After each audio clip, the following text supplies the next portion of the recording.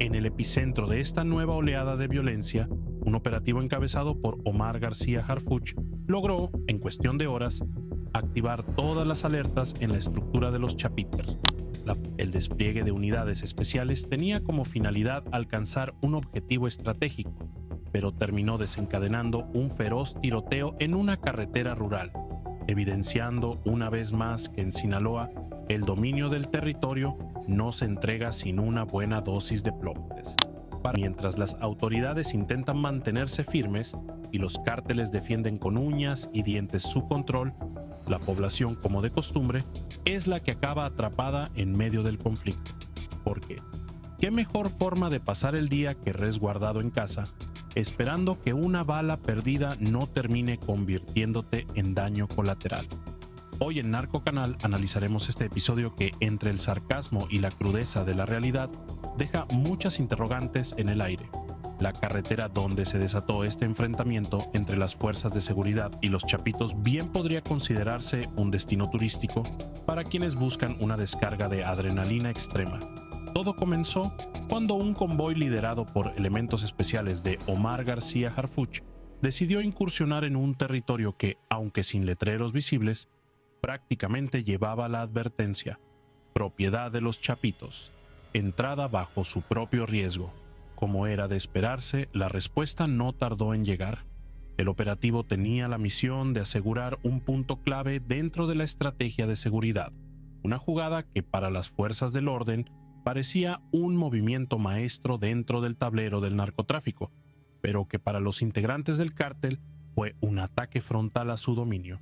La incautación de vehículos, armas y otros recursos no solo representó una molestia para esta facción criminal, sino que también se convirtió en la chispa que encendió un intenso intercambio de fuego.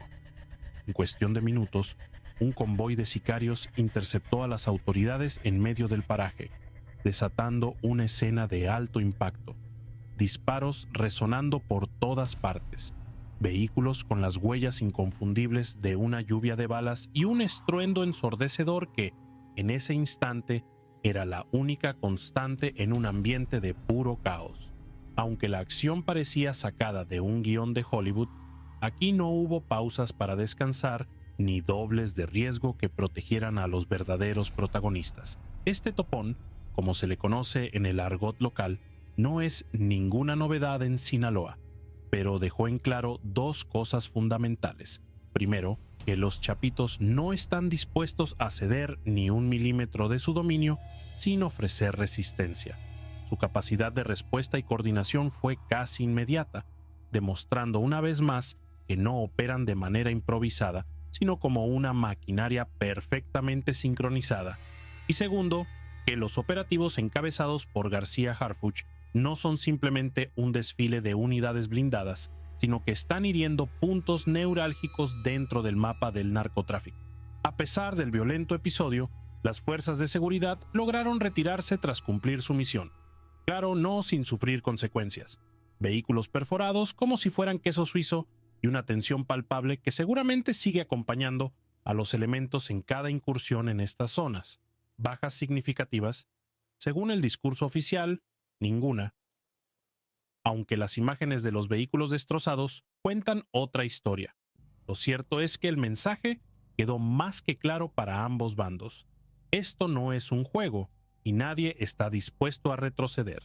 Por su parte, Archibaldo Guzmán, conocido por ser un estratega astuto, seguramente tomó nota de lo sucedido. Para él, este episodio no es solo un enfrentamiento más, sino una advertencia de que la disputa por el control del territorio no se libra únicamente en el campo de batalla, sino también en movimientos calculados y tácticas encubiertas. Cada operativo de las autoridades es un desafío directo a su liderazgo que no se fundamenta en el valor, sino en la habilidad de manipular y moverse entre las sombras. Y si hay algo que caracteriza a los Chapitos, es que no suelen dejar pasar este tipo de afrentas sin respuesta. Más allá de este choque específico, lo ocurrido también nos ofrece una visión más amplia sobre la dinámica de poder en Sinaloa. Mientras el gobierno intenta recuperar el control de una región donde, por décadas, los cárteles han sido la verdadera autoridad, Enfrentarse a un grupo con semejante capacidad de respuesta es como tratar de apagar un incendio con gasolina. Cada paso que se da parece generar una reacción aún más violenta, y mientras estas dos fuerzas chocan, ¿dónde queda la población? Como siempre, atrapada en medio del fuego cruzado. Los habitantes de las comunidades cercanas no solo tuvieron que soportar el sonido de las balas y el miedo de convertirse en víctimas colaterales, sino que también deben enfrentarse a la dura realidad de vivir en una zona donde la seguridad es más una ilusión que una certeza. Porque al final del día, cuando los vehículos blindados se retiran, los cárteles siguen ahí, dejando claro quién manda realmente.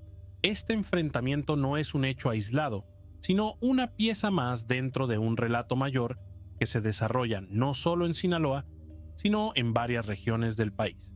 En México, el narcotráfico sigue siendo el villano omnipresente en la historia, y aunque los operativos gubernamentales puedan registrar algunas victorias ocasionales, la guerra en sí está lejos de llegar a su fin. El eco del fuego cruzado en Sinaloa no solo deja casquillos esparcidos en el pavimento, sino también una estela de miedo y desesperanza entre la población. En este conflicto, mientras las fuerzas de seguridad y los chapitos se disputan el control del territorio, los habitantes locales se enfrentan a una situación que parece una broma de mal gusto sin un final claro. Imagínate ser un campesino en una comunidad cercana al lugar del enfrentamiento. Sales por la mañana a revisar tus cultivos y, en lugar del canto de los pájaros, lo que escuchas es una ráfaga de disparos. Y lo peor es que, aunque logres sobrevivir el día, la noche no te garantiza tranquilidad. En estas regiones, el fuego cruzado no es una metáfora, sino una amenaza constante. Pero no nos equivoquemos, el problema no es solo la violencia en sí, sino la incertidumbre que deja tras de sí. Porque cuando el convoy de las fuerzas especiales se marcha, el control de la zona no pasa a manos del Estado, sino que regresa a los mismos grupos criminales que, como administradores del terror, se encargan de recordar a todos quién sigue gobernando. Los enfrentamientos pueden terminar, pero el miedo permanece, mientras la población intenta seguir con su vida cotidiana, consciente de que la violencia es una sombra que nunca se disipa por completo. Porque, aunque los titulares anuncien operativos exitosos y decomisos millonarios, la realidad en las calles cuenta una historia distinta. Para quienes habitan estas zonas de conflicto, el narcotráfico no es solo una organización criminal, sino una estructura paralela de poder que impone sus propias reglas, castigos y métodos de control. El gobierno insiste en que su estrategia avanza, pero los hechos demuestran que cada victoria es efímera. Cada decomiso, cada captura de un líder importante, es respondido con un reacomodo de fuerzas que solo desplaza el problema en lugar de erradicarlo. Es un ciclo interminable en el que la violencia se recicla, adaptándose a los nuevos desafíos, mientras la población sigue siendo el daño colateral. Los enfrentamientos en Sinaloa y Chihuahua no son incidentes aislados, son parte de una guerra silenciosa que se libra en distintos puntos del país, donde el Estado y el crimen organizado disputan no solo el territorio, sino el control sobre la narrativa del poder. En algunos casos, el mensaje del narco es más claro y contundente que el de las propias autoridades. Aquí seguimos y no nos vamos. El operativo en la carretera rural, que parecía una ofensiva sorpresiva, terminó revelando la capacidad de respuesta inmediata de los cárteles. No es casualidad que grupos armados aparezcan en cuestión de minutos, listos para defender su territorio con una logística envidiable. Mientras tanto, las fuerzas de seguridad deben lidiar con limitaciones de recursos, burocracia y protocolos que muchas veces les impiden reaccionar con la misma rapidez. A pesar de los esfuerzos por desmantelar las estructuras criminales, la influencia de los cárteles sigue presente en todos los niveles de la sociedad. No solo controlan el tráfico de drogas, sino que han infiltrado sectores clave, desde policías locales hasta funcionarios que por miedo o corrupción terminan siendo piezas dentro de su maquinaria. Es una guerra en la que los límites entre buenos y malos se difuminan, y donde la lealtad muchas veces depende de quién ofrece más seguridad, dinero o simplemente la posibilidad de seguir con vida. El caso de Sinaloa es particularmente simbólico porque representa el epicentro del narcotráfico en México. Aquí nacieron los líderes más icónicos de esta guerra, y aquí se han escrito algunos de los capítulos más cruentos.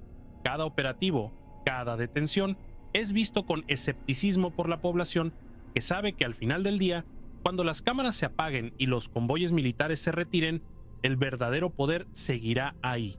Las cifras oficiales pueden intentar maquillar la realidad, pero no pueden ocultar el miedo que sienten los habitantes de estas zonas.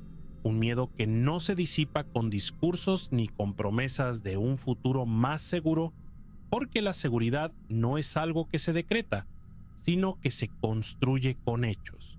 Y hasta ahora los hechos demuestran que la violencia sigue siendo la regla, no la excepción. Mientras las autoridades tratan de vender la idea de que están recuperando el control, en las calles la sensación es distinta. La pregunta sigue siendo la misma: ¿qué pasará cuando se retiren? ¿Quién quedará al mando?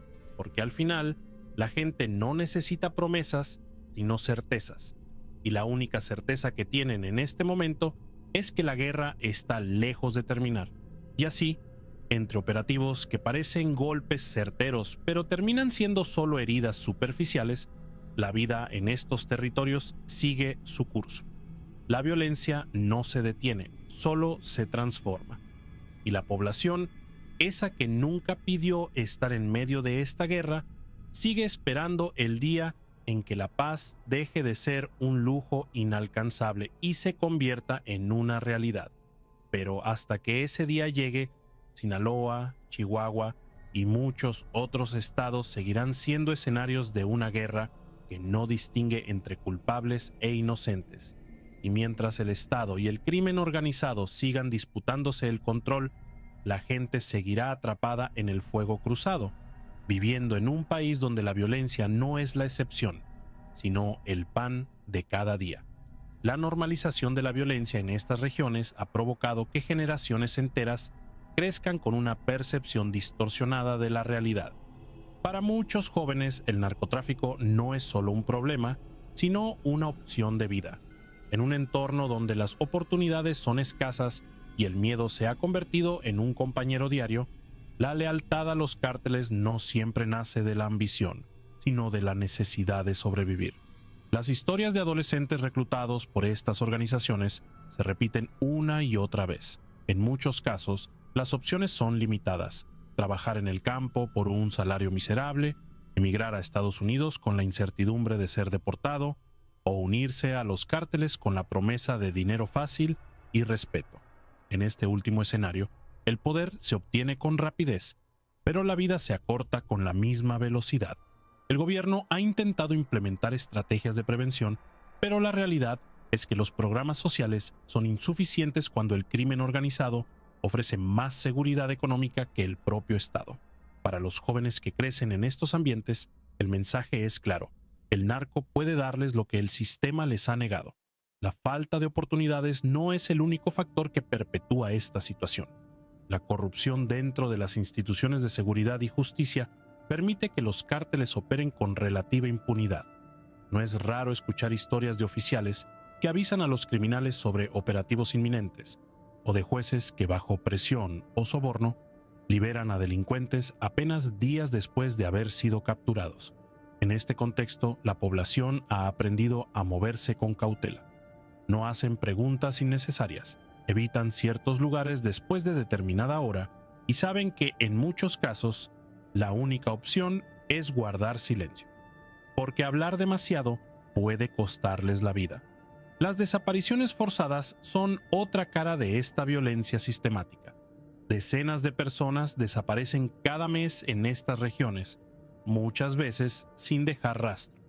Las autoridades suelen minimizar el problema, argumentando que muchas de estas víctimas estaban involucradas con el crimen organizado, pero las familias de los desaparecidos cuentan una historia diferente. En muchas ocasiones, sus seres queridos eran inocentes, atrapados en el fuego cruzado o castigados por estar en el lugar equivocado en el momento equivocado. Las madres buscadoras han tomado el papel que el Estado ha dejado vacío. Con palas y varillas recorren el desierto y las montañas en busca de fosas clandestinas, esperando encontrar los restos de sus hijos para al menos darles un entierro digno. Su lucha es un recordatorio doloroso de la impunidad que impera en el país y de la falta de respuestas de un gobierno que, en muchos casos, prefiere ignorarlas. A pesar de todo, la vida sigue su curso en estos territorios. Los mercados abren, los niños van a la escuela y las familias intentan mantener una rutina que les haga sentir que aún tienen el control sobre algo. Pero la realidad es innegable. Viven en un estado de guerra no declarado, donde la línea entre la normalidad y la tragedia es cada vez más delgada. La pregunta que muchos se hacen es si alguna vez esta situación cambiará. Las estrategias del gobierno han variado con el tiempo, desde la guerra frontal contra el narco hasta la política de abrazos, no balazos, pero ninguna ha logrado un cambio significativo. Los cárteles han demostrado ser más adaptables que el propio Estado, mutando y reorganizándose con cada golpe recibido. Y mientras el país debate sobre cuál es la mejor estrategia para enfrentar el problema, las comunidades siguen viviendo bajo el yugo del miedo. Porque al final del día, la guerra contra el narcotráfico no solo se mide en operativos y decomisos, sino en las vidas que se pierden en el proceso.